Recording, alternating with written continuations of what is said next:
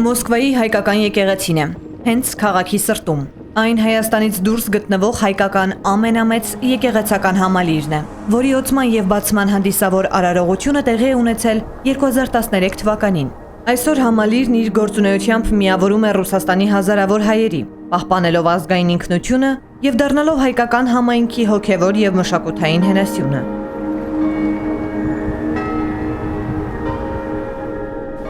Հոգևոր այս կենտրոնի կառուցման գործում իր մեծ ներդրումն ու աջակցությունն ունի ազգային բարերար Սամվել Կարապետյանը, նվիրաբերելով $14 միլիոն։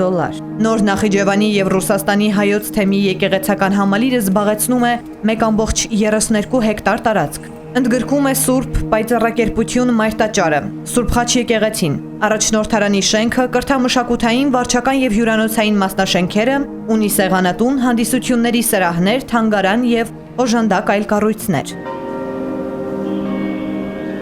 Եկեղեցական համալիրը կառուցված է բաց ծիրանագույն, իսկ մայրտաճարը հայոց պատմական մայրաքաղաք Անիի հարակից քարհանքներից բերված վարդագույն տուֆով։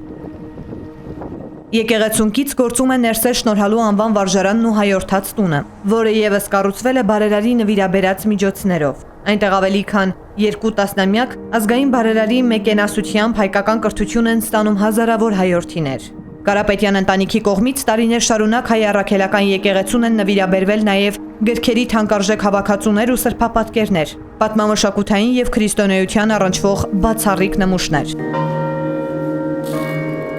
Դրանցից են Սամվել և Էթերի Կարապետյան ամուսինների եկեղեցուն նվիրած եբրայերեն տասնաբանյա պատվիրանների փայտյա տապանակը, ինչպես նաև 1881 թվականի հոկտեմբերի 10-ին Մոսկվայում տպագրված ռուսական թերթերից մեկի առաջին էջը, որտեղ պատկերված է Արարատյան դաշտավայրը հետևյալ գրությամբ. Արարատ լեռը Հայաստանում։ Մեր Տեր Հիսուս Քրիստոս է այսօրվա տվերը, որ Հայր Աստծո կողմից ընծայվեց ուրիշ ժողովրդի։